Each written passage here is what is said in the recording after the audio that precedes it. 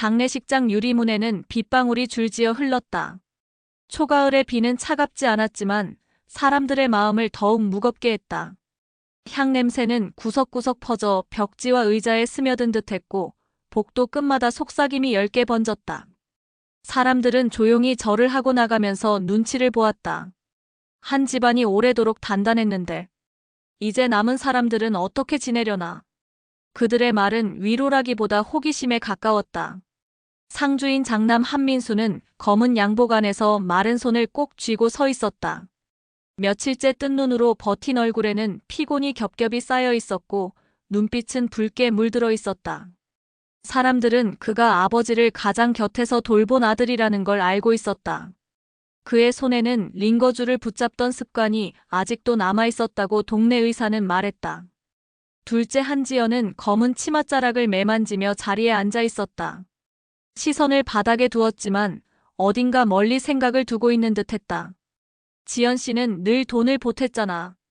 살림이 빠듯해도 부모님 용돈은 챙겼다고. 이웃들은 그렇게 말하며 그녀를 안쓰럽게 보았다. 막내 한서우는 형과 누이 사이에서 고개를 숙였다. 늘 중재자의 자리에 서야 했던 그는 오늘도 두 사람의 숨결이 교차하는 것을 고요히 지켜보고 있었다. 그는 마음속으로 다짐했다. 오늘은 아무 일도 일어나지 않길. 그런데 장례식 내내 사람들의 눈길을 잡아끄는 인물이 있었다. 아버지의 오랜 친구 오은석이었다. 그는 영정 앞 꽃을 손수 바꿔 꽂고 접수대에서 조문록을 정리하며 가족처럼 움직였다. 민수의 아내 김서진은 속으로 중얼거렸다. 저 사람은 어쩐지 너무 익숙하다. 지연에게 손수건을 건네는 그의 모습은 친근하다 못해 친밀해 보였다. 그 순간 공기는 낯설게 흔들렸고 서진은 그 미묘한 떨림을 오래 기억했다. 사람들은 나지막이 속삭였다. 저희 지연 씨랑 요즘 자주 보인다더라. 밤길에서 함께 있는 걸 봤다는 사람도 있어. 소문은 향냄새보다 더 진하게 퍼져나갔다. 그리고 모두가 알았다. 장례식보다 더 차갑고 무거운 밤은 따로 온다는 것을. 유언장을 펼치는 밤. 문장 하나, 도장 하나가 남은 사람들의 얼굴을 바꿔놓을 거라는 걸. 며칠 뒤 은행 회의실. 창밖으로는 아직 비가 내리고 있었고 창문 틈새로 습기가 밀려 들어왔다. 긴 테이블 위에 흰 봉투가 놓였다. 봉투에는 굵직한 인감 도장이 붉게 찍혀 있었다. 변호사 황효진이 조심스럽게 입을 열었다. 오늘은 고 한도연님의 유언장을 개봉합니다. 내용은 법적 효력을 지니며 여기 계신 상속인 세 분 앞에서 낭독하겠습니다. 민수는 손등에 힘을 주었다. 그의 머릿속에는 아버지와 보낸 마지막 날들이 주마등처럼 흘러갔다. 새벽마다 깨어 약을 챙기고 몸을 부축하던 기억, 손바닥에 남은 체온. 그는 속으로 말했다. 나는 누구보다 헌신했다. 그 증거는 기록에 있다. 지연은 차가운 숨을 내쉬었다. 그녀의 머릿속에는 월급날 통장에서 빠져나가던 송금 내역이 스쳐갔다. 생활이 빠듯해도 부모님 용돈을 끊지 않았던 세월. 나는 돈으로 버텼다. 그 대가는 있어야 한다. 서우는 형과 누이의 표정을 번갈아 보았다. 그는 늘 갈등의 중간에 서 있었다. 오늘은 중재자가 아니라 증인이 되겠다. 그는 펜을 꺼내 메모 준비를 했다. 변호사가 유언장을 펼쳤다. 첫째, 아파트는 장남 한민수에게. 둘째, 공장 부지는 세 남매 공동 명의로. 셋째, 상가 건물은 둘째 한지연에게. 넷째, 금융자산은 균등 분배한다. 민수의 눈빛이 잠시 흔들렸다. 지연은 입술을 깨물었다. 상가 건물은 최근 가치가 급등한 곳이었다. 겉으로는 공정해 보였지만 실제 가치는 둘째에게 기울어 있었다. 서진은 마음속으로 계산했다. 이건 형평처럼 보이지만 실상은 다르다. 그러나 변호사의 다음 말이 모두를 얼어붙게 했다.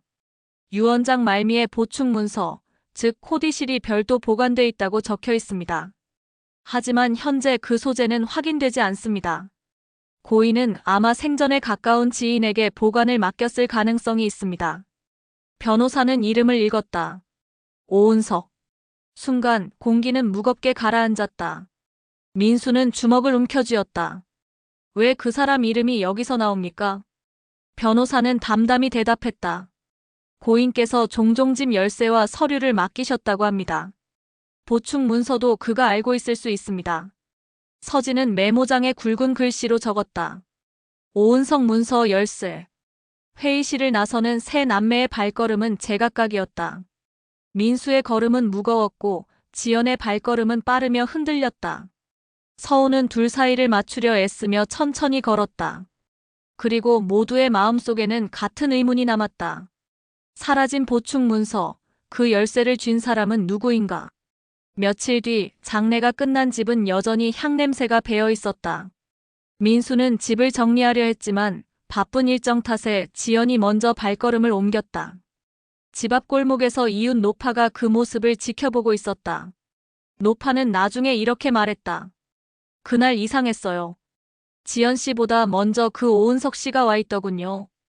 열쇠를 가진 듯 자연스럽게 들어가 있더라고요. 지연이 집 문을 열자 거실 한쪽에 놓인 서랍이 비워져 있었다. 서랍 위에는 낯선 커피잔이 놓여 있었고 은석은 당황한 듯 손수건으로 얼룩을 닦고 있었다. 혹시나 해서 서류를 임시로 옮겨두었습니다. 잃어버리면 곤란하잖아요. 그의 목소리는 차분했지만 눈빛은 흔들리고 있었다. 지연은 잠시 멈칫하더니 조용히 고개를 끄덕였다. 며칠 뒤 서진은 지연의 가방에서 우연히 낡은 영수증을 발견했다.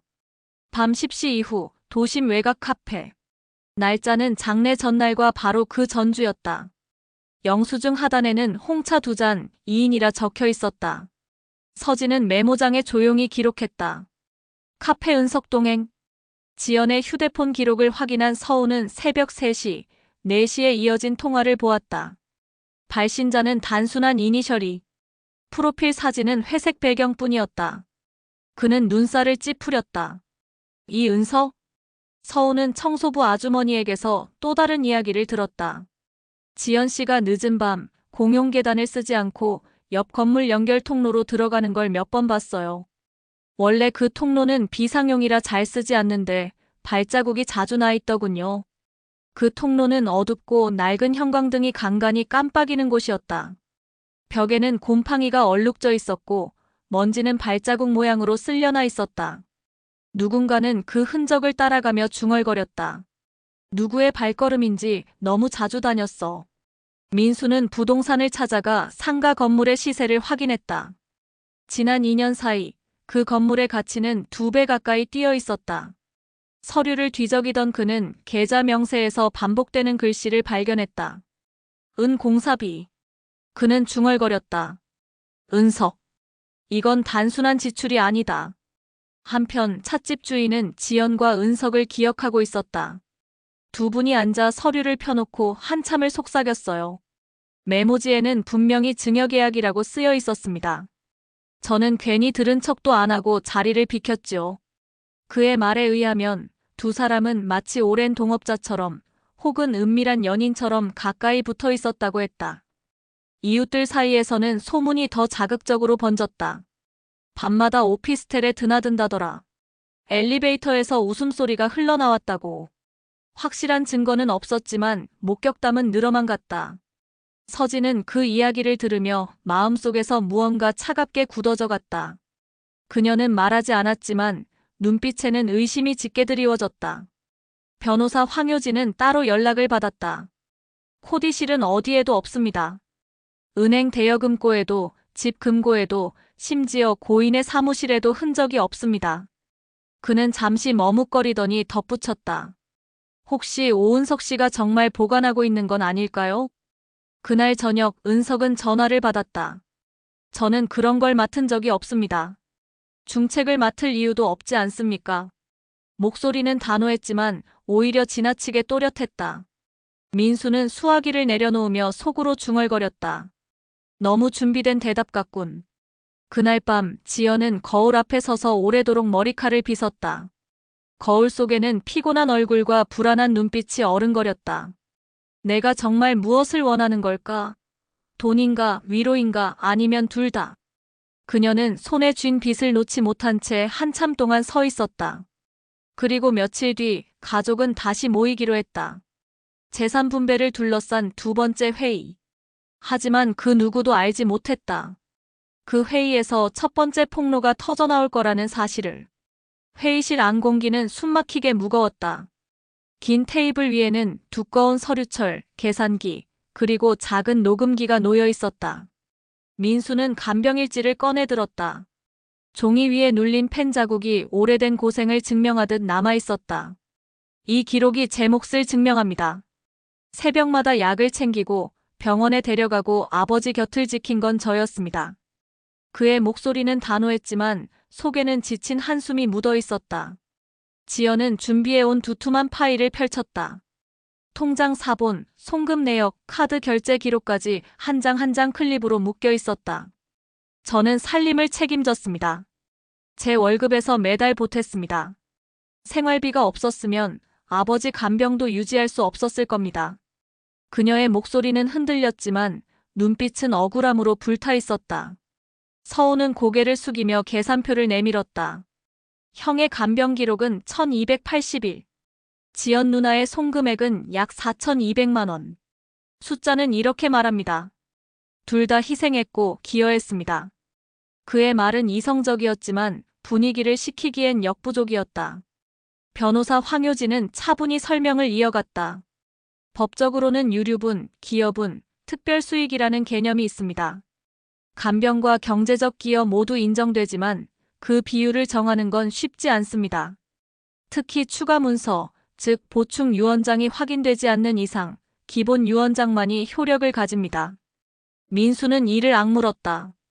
보충 문서라 왜 하필 은석 씨 이름이 거기서 나옵니까? 지연은 눈을 피하며 손끝을 떨었다. 그러나 말은 끝내 나오지 않았다. 그 순간 서진이 천천히 봉투를 꺼냈다. 봉투 안에는 사진 몇 장, 카드 영수증, 그리고 휴대폰 위치 기록이 들어있었다. 민수는 놀란 듯 서진을 바라보았다. 이건 뭐지? 서진은 차분히 말했다. 우연히 얻은 자료예요. 누군가에게서 전달받았습니다. 보세요. 이건 지연 씨와 은석 씨가 함께 있는 사진입니다. 사진 속 지연은 카페 구석에 앉아 은석과 서류를 맞대고 있었다. 또 다른 사진에는 주차장 엘리베이터 앞 은밀히 스친 손길이 담겨 있었다. 오피스텔 출입구 CCTV 캡처에는 두 사람이 나란히 들어가는 모습이 희미하게 잡혀 있었다. 지연의 얼굴이 하얗게 질렸다. 그건 오해예요. 아버지 부탁으로 재산 보호 방안을 상의했을 뿐이에요. 잘못 보신 겁니다. 민수는 목소리를 낮췄지만 오히려 날카롭게 울렸다. 아버지 친구와 그 시간에 그 장소에서 내가 말하는 보호가 이런 모양이란 말이냐? 회의실 공기가 얼어붙을 무렵 서진이 휴대폰을 스피커폰으로 전환했다. 전화기 너머 은석의 목소리가 들려왔다. 맞습니다. 잘못했습니다. 하지만 돈을 노린 건 아닙니다. 외로움이 만든 실수였습니다. 짧은 침묵 뒤 변호사는 무겁게 말했다. 보충 문서가 없다면 현 유언장이 효력을 가집니다. 그러나 가족 간 신뢰는 이미 무너졌군요. 민수는 눈을 감았다. 속으로는 격한 분노가 일렁였지만 표정은 얼어붙은 듯 차가웠다. 이제야 알겠군. 상속 싸움은 단순히 돈이 아니라 인간의 추악한 민낯을 드러내는 거라는 걸. 회의가 끝난 뒤 서우는 복도에 앉아 있었다. 그는 형과 누이가 흩어져 나가는 뒷모습을 바라봤다. 그들의 발걸음은 서로 다른 방향으로 향하고 있었고 더는 교차하지 않을 듯 보였다. 서우는 속으로 중얼거렸다. 이제 시작일 뿐이야. 첫 폭로는 서막이고 더 큰 폭풍이 남아있다. 회의가 끝난 지 사흘 뒤 변호사 황효진은 의문의 봉투를 받았다. 발신인은 적혀있지 않았지만 봉투 안에는 흐릿한 사진 몇 장과 복사된 문서가 들어있었다. 사진에는 낯익은 도장 케이스와 붉게 얼룩진 인주가 있었다. 그리고 문서 상단에는 유언장 보충이라는 제목이 선명히 박혀 있었다. 하단에는 증인 칸에 쓰인 이름. 오은석. 효진은 곧바로 가족들을 불러 모았다. 긴장된 공기 속에서 문서를 꺼내 보이며 말했다. 이건 익명으로 전달된 자료입니다. 사실 여부를 확인해야 합니다. 민수는 사진을 움켜쥐었다. 역시 그 자식이 문서를 쥐고 있었던 거야. 그의 손등에는 핏줄이 붉어져 있었다. 지연은 숨을 깊게 몰아쉬며 고개를 떨궜다. 잠시 침묵 끝에 떨리는 목소리로 말했다. 맞아요. 그날 밤 아버지와 함께 보충 문서를 썼습니다. 증인으로 은석 씨가 함께 있었고요. 민수는 분노를 삼키며 물었다. 왜 이제야 털어놓는 거냐? 지연은 눈가가 붉어지며 고백했다. 말하는 순간 모든 게 무너질까봐 두려웠습니다. 사람들이 저와 은석 씨 관계를 알게 되면 아무도 제 말을 믿지 않을 거라고 생각했어요. 하지만 사실 기부 조항을 넣자고 한 건 바로 저였습니다. 아버지는 동의하셨고요. 상가 수익 일부를 사회에 환원하자는 뜻이었어요. 그런데 문서는 미완성이었어요. 날짜도 서명도 불완전했죠. 회의실은 정적에 잠겼다. 서우는 천천히 의자에서 몸을 앞으로 기울였다. 누나, 그럼 은석 씨와의 관계는? 지연은 차마 대답하지 못하고 눈을 감았다. 그 침묵이 무엇을 의미하는지는 모두가 알았다. 서진은 조용히 계좌 명세서를 꺼냈다. 거기에는 반복적으로 적힌 글씨. 공사비. 그녀는 차갑게 말했다. 이 지출 내역이 바로 그와의 관계와 겹칩니다. 건물 리모델링 명목이지만 실제로는 무엇이었습니까? 지연은 울먹이며 고개를 끄덕였다. 맞아요. 잘못된 관계였습니다. 하지만 재산을 가로채려 한 건 아니었어요. 오히려 기부를 제안한 건 제 쪽이었습니다. 민수는 치를 떨며 의자를 박차고 일어섰다. 아버지의 친구와 그토록 더럽게 얽히다니. 너는 우리 집안을 2번 죽였다. 며칠 뒤 실물 보충 문서가 발견됐다. 장롱 및 피아노 의자 속 낡은 악보 사이에서였다. 문서에는 상가 임대료 일부를 사회에 기부한다는 조항이 적혀 있었지만 법적 효력을 갖기에는 미비했다. 날짜는 비어 있었고 서명은 이니셜뿐이었다. 그리고 그 직후 오은석은 종적을 감췄다. 전화도 집도 회사도 모두 비어 있었다. 누군가는 말했다. 멀리 떠난 모양이야. 더 이상 돌아오지 않을 거야. 하지만 또 다른 이는 속삭였다. 도장을 아직 쥐고 있을지도 몰라. 시간은 흘렀다. 결국 가족은 합의에 도달할 수밖에 없었다. 변호사가 중재한 최종 결정은 다음과 같았다. 아파트는 장남 민수에게, 공장 부지는 공동 명의로, 상가 건물은 둘째 지연에게. 그러나 상가 임대료 일부는 기부 조항을 반영해 사회에 환원한다. 금융자산은 균등 분배하되 민수의 간병 기여는 별도로 인정하여 보상한다. 합의서는 두꺼운 종이에 인쇄되어 있었고 도장 찍을 자리가 또렷하게 남아 있었다. 민수는 떨리는 손으로 인감을 꺼냈다. 붉은 잉크가 찍히는 순간 그는 오래 바라보았다. 잉크가 종이 섬유 사이로 천천히 스며드는 모습. 마치 지난 세월의 고생과 분노가 서서히 사라지는 듯했다. 지연은 상가 보증금 일부를 더해 기부하기로 했다. 그녀의 목소리는 떨렸지만 결심만은 단호했다. 아버지 뜻이 이랬을 겁니다. 저는 늦었지만 지금이라도 지켜야 합니다. 서우는 조용히 합의서를 정리했다. 적어도 이걸로 더 이상 다투지 맙시다. 우리가 남은 건 가족뿐이니까. 그의 말은 허공에 울려 퍼졌지만 누구도 대답하지 않았다. 몇 달 뒤 기부금 전달식이 열렸다. 작은 신문기사 한 귀퉁이에 사진이 실렸다. 세 남매는 같은 프레임 안에 서 있었지만 시선은 서로 다른 곳을 향했다. 민수는 먼 하늘을, 지연은 바닥을, 서우는 어색하게 카메라를 바라보았다. 민수는 어느 날 아버지의 수첩을 펼쳤다.